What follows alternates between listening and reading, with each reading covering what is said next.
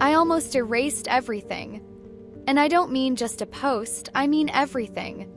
It was 2 a.m., kind of hour where the world feels distant and your own thoughts echo too loud. I was curled on the floor of my tiny apartment, laptop open beside me, its cold glow casting ghostly shapes on the walls. I hadn't eaten since lunchtime. The air was stale. The sink was a monument to all the meals I didn't care enough to clean up after. And there it was, that button. Delete account. My fingers trembled above the trackpad. Not from drama. Not even sadness. From emptiness. I wasn't heartbroken. I wasn't angry. I was done. Done with creating in the dark. Done with posting and pretending. Done with whispering dreams into a void that never whispered back. I closed my eyes and murmured, I can't do this anymore.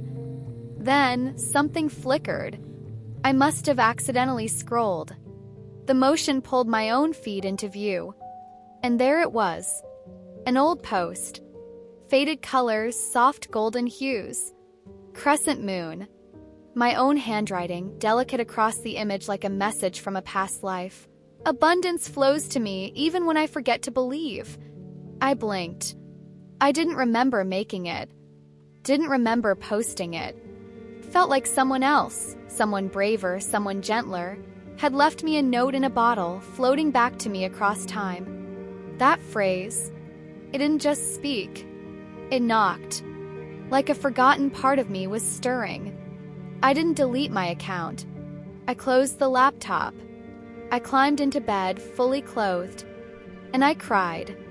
Deep, shaking sobs, the kind that don't make noise, just salt and breath and surrender. That post didn't go viral that night, but it kept me alive long enough for a miracle to find me. Here's what no one tells you about being an artist. It's not the criticism that breaks you.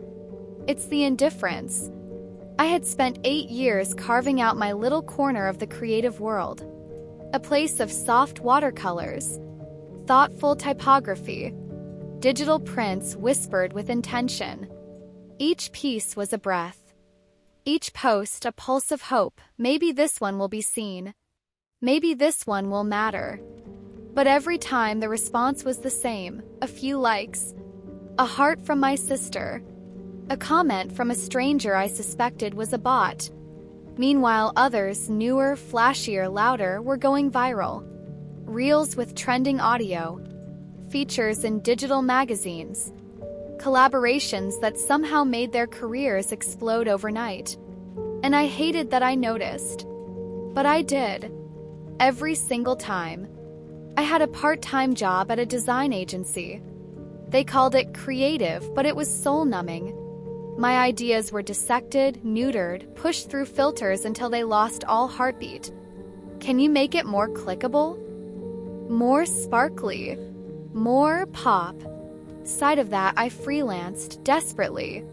Logos for dental clinics. Wedding invites for people who ghosted me after drafts. I once designed an NFT collection that made someone thousands. They paid me $200 and said, "Wow, thank you so much." I stopped drawing for myself. I stopped writing in my journal. I stopped saying I was an artist at all.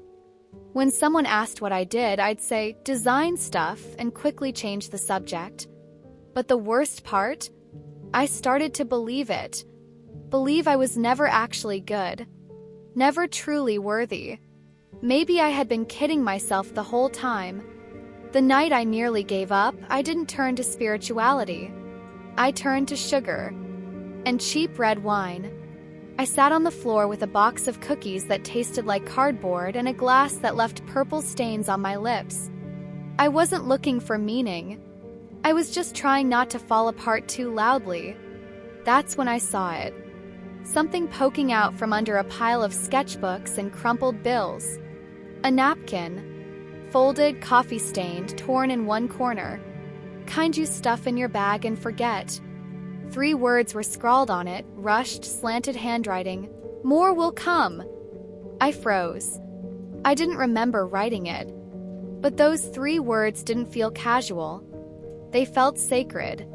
It was like finding a breadcrumb left by a version of me that hadn't yet lost hope. I grabbed a pen, not to create, just to say something. And I started writing. Not for Instagram. Not for anyone. Just me. The universe hasn't forgotten me. My time is still coming. Abundance flows to me even when I forget to believe. That last one, it hit different. Didn't just land, it anchored. I circled it, taped it to my wall with washi tape, and I stared at it like it might whisper more truths if I looked long enough. Later that night, half numb and unable to sleep, I opened YouTube. I wasn't searching for answers, I just needed distraction. But I found something else. A video, low resolution, no fancy intro. Just a woman speaking softly about the law of attraction. Not the glittery version. Not manifest your dream life in 3 easy steps. She talked about grief, about surrender, about trusting in the unseen, about how sometimes the universe makes you invisible so you can learn to see yourself. And something in me cracked. It wasn't a full awakening, just a breath of air through a window I didn't know had been sealed shut. But for the first time in a long time, I felt a flicker of maybe. The next morning I woke up feeling raw, not renewed, not inspired, but like something inside me had been stirred, and I didn't want it to go quiet again. I sat at my desk and picked up a brush, and not to perform, not to sell, just to paint. I recreated the phrase that had glued itself to my heart. Abundance flows to me even when I forget to believe. Watercolor, creams and golds, curve of a full moon rising above soft lines, delicate lettering across the center like a breath in ink. It wasn't perfect, but it felt like medicine. I posted it, quietly, no caption, no hashtags, and for once I didn't stare at the screen for validation, 'cause something had shifted. I started writing every morning, longhand journal style like morning pages. Some days it was grief, some days just fog. But I wrote anyway. I whispered affirmations while brushing my teeth. I am enough. I am a magnet for aligned miracles. Abundance flows to me even when I forget to believe. I created rituals, tiny ones, walking through the park with music in my ears that made me feel like I was already living my dream life. Imagining people unwrapping my art, reading messages that said, "This changed me." At night I sat with candles and that same phrase taped to the wall, letting it echo in the stillness. I didn't do it perfectly. I didn't raise my vibration 24/7, but I showed up for myself with more intention than ever before. And slowly, without fanfare, I began to feel different. Not confident, but closer to whole. And then the silence came back. No messages, no orders, no comments. I waited. I watched. I refreshed. But nothing happened. Posts sat there untouched. Like it didn't matter. Like I didn't matter. One morning I sat staring at my vision board, the one I made during a moment of hope, and I whispered, "Am I delusional?" I had poured energy into this shift. I was trying. I had cracked myself open, practiced trust, shown up with my whole heart, and the world stayed quiet. I started to unravel again. Not all at once, more like a slow dissolve. Quiet erosion of hope. I considered deleting the post, tearing down the napkin from my wall, throwing away the journal where I had tried to convince myself that things could change. I remember pacing in my apartment, whispering angry thoughts to the ceiling. Why did you let me hope again? Why show me a glimpse of light just to leave me in the dark? Then, as if on cue, the final straw came. My landlord raised the rent. I laughed. Not out of humor, but disbelief. Felt like the universe itself had turned the knife. I stood there in my cluttered apartment, broke and invisible, whispering one more phrase. Maybe I was wrong. Maybe this isn't my path after all. I was ready to let go. And then, a ping. Just one. A single notification. A direct message from someone I didn't follow with a name I barely recognized. I opened it expecting spam. Crypto scam, maybe. Or a collab request from a fake brand. But know what I read. I don't know how I found your post. It appeared at the exact moment I needed it. Your words saved me. Would you mind if I shared it with my community? I blinked. Then read it again. And again.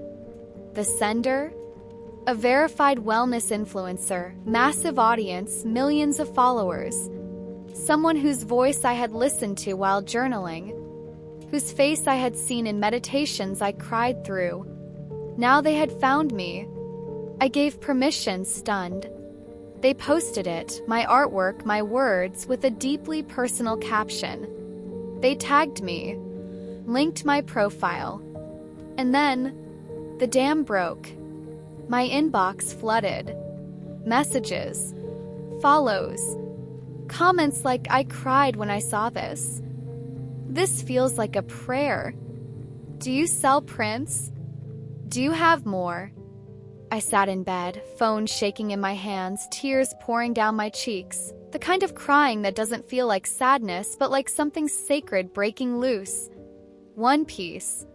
One quiet whisper into the void, now echoing across thousands of hearts.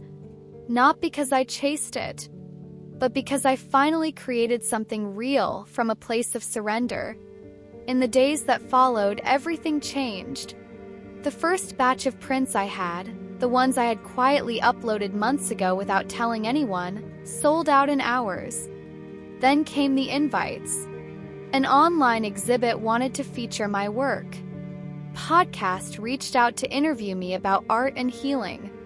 2 separate brands approached me with licensing deals, actual contracts, actual value. For the first time in years, I wasn't chasing, I was being called. But none of that was the real miracle.